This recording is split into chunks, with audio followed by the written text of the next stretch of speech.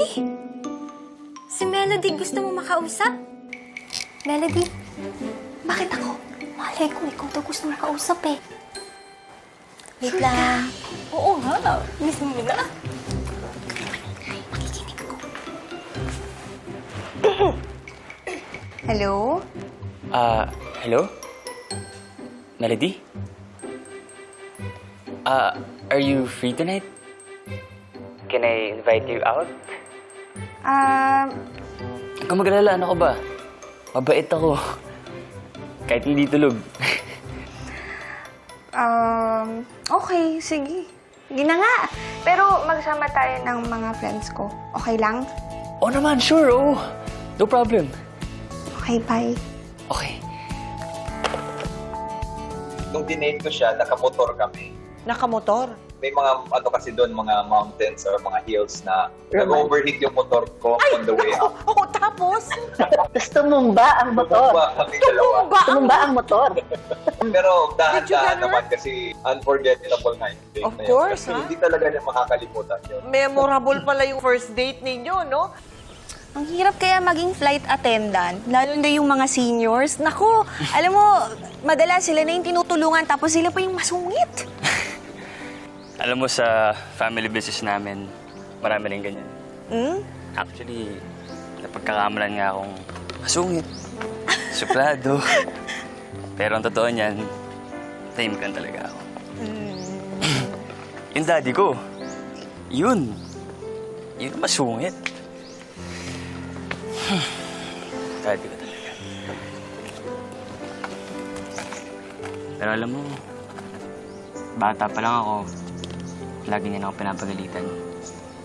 Dapat sundin mo lahat ng sinabi niya.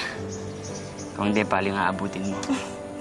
Eh, gano'n naman talaga lahat ng mga tatay, di ba? Mga mapa-Pinoy pa yan o baka Chinese. Eh, hirap talaga sila i-express yung pagmamahal nila sa mga anak nila. Pero I'm sure mahal ka nung daddy mo. No? Tell me that when you meet him. Pero for sure, mag-walk out yun pag nakita ka. Bakit? Ayaw niya sa mga Pinay. Uy, discrimination! Ay! Uy! Uy, nabasa ka Oh ba? my gosh. Sorry. Hindi, Okay ka ako lang? naman. Sorry. Ay! Naku hindi, naman, hindi. sorry. Hindi, alam mo, nag-share na lang tayo dito. Oo. Hindi, ano ka ba? Bibili na lang ako. Ang layo pa ng tindahan dito. Sure ka? Tsaka wala naman ako sipon eh. Share na tayo. Okay, sige. Sabi mo eh. Kaya mo na yan. Ito na lang ako. Okay. Sorry ah. Wala yan.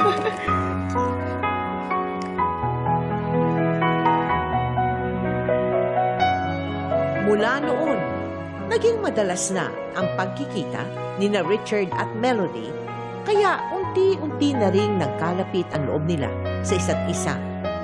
Nung simula, hindi muna nila nilagyan ng anumang label o ng commitment ang estado ng kanilang relasyon.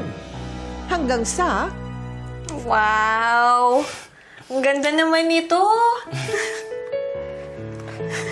Do you like it? Oo naman. Ay, mahal kaya nito. Pero teka, bakit mo ko binibigyan ng ganito? Eh, di ba meron tayong usapan na walang label, walang commitment, di ba? Ako ba? It's my gift. Masaya ako nang binibigyan ka ng regalo. Halika. Sulat ko sa'yo.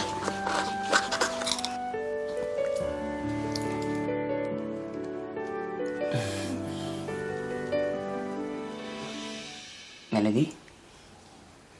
Is there something wrong?